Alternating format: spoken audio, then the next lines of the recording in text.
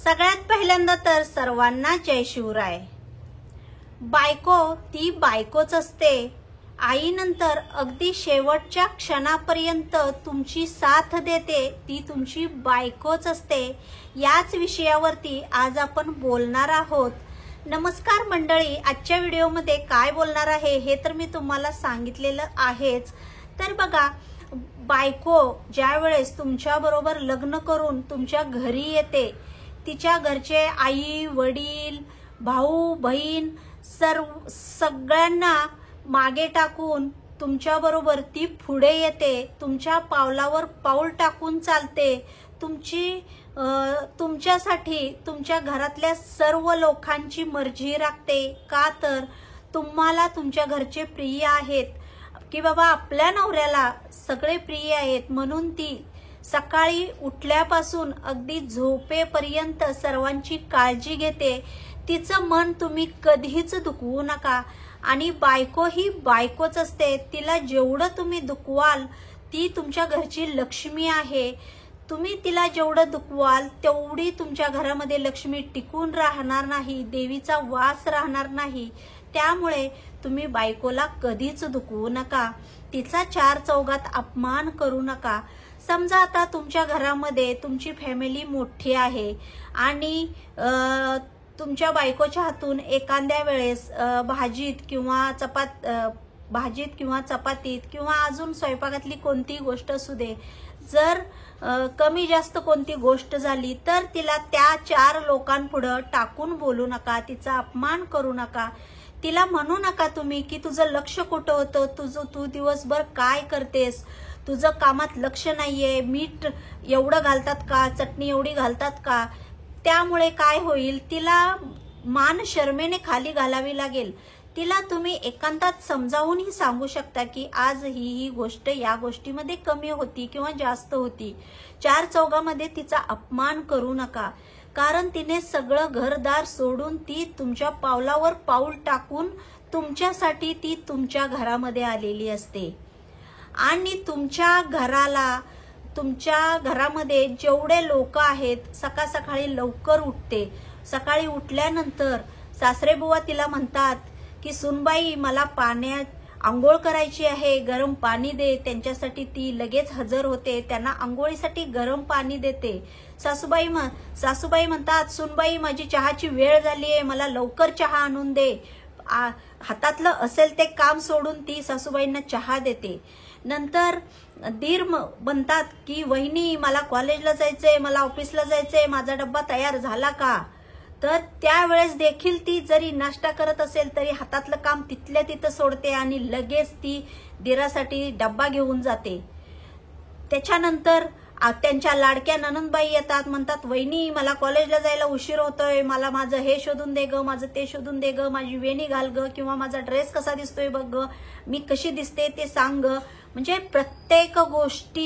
प्रत्येक या घरातल्या लोकांच्या गोष्टींची काळजी, कोणाला काय हवं आहे नको आहे हे सगळं ती अगदी सकाळी उठल्यापासून संध्याकाळपर्यंत सगळ्यांची काळजी घेत असते। ती कोणासाठी घेत असते, फक्त तुमच्यासाठी, तुमच्यावरच्या प्रेमासाठी घेत असते, कारण तिचं तुमच्यावर खूप जीवापाड प्रेम असतं। म्हणून या सगळ्या लोकांची ती काळजी घेते, कारण तुमचं तुमच्या लोकांवर जीवापाड प्रेम आहे। आणि जर त्याच वेळेस तुम्ही तिला दुखवाल तर तिला खूप वाईट वाटेल हो।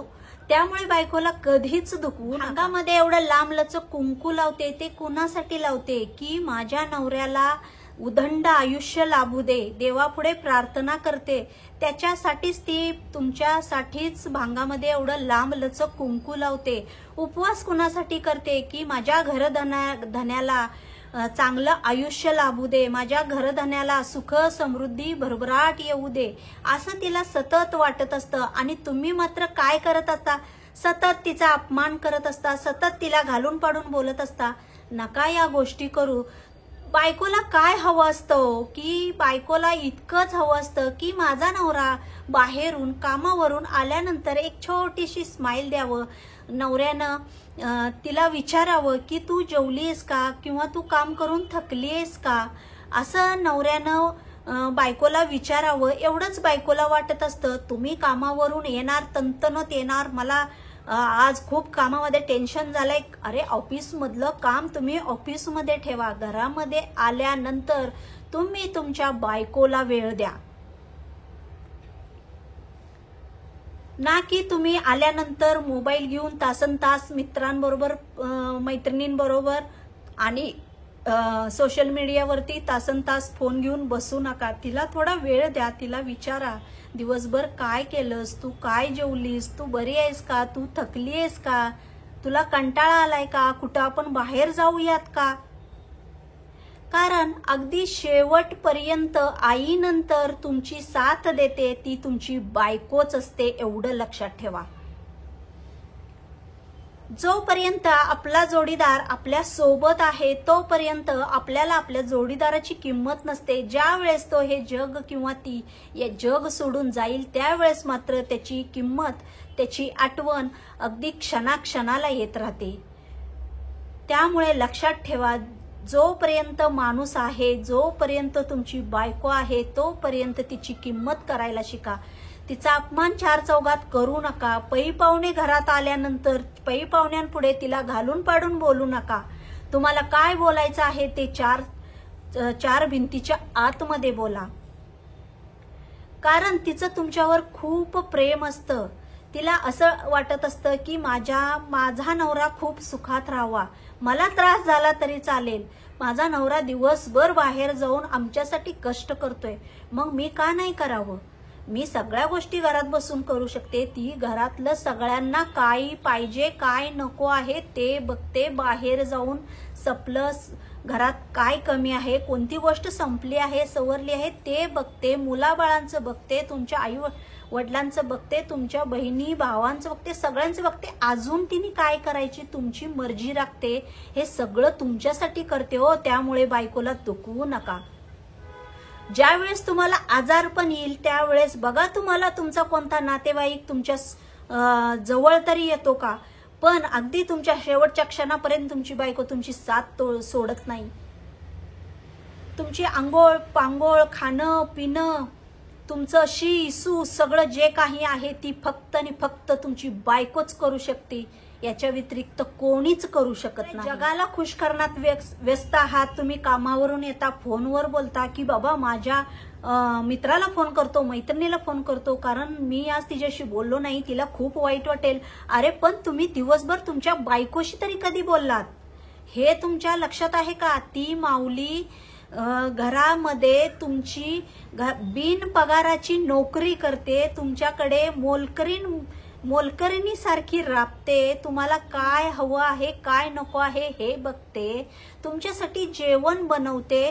तुम्ही जेवत नाही तोपर्यंत ती पोटामध्ये अन्नाचा एक कणही घालत नाही किंवा ती स्वतः जेवत नाही. तिला वाटतं की आधी आपल्या नवऱ्याने जेवावं मग आपण जेवू नये.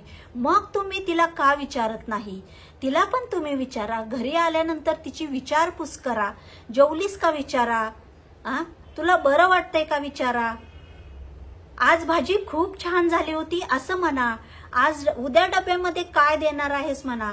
अहो ती स्वखुशीने उद्या तुम्हाला डब्यामध्ये एका ऐवजी 2-3 भाज्या देईल. तुम्ही छोटस तिचं थोडस कौतुक करा. तिला बाकी काहीच नको असते. ती माऊली तुमच्यासाठी रात्र आणि दिवस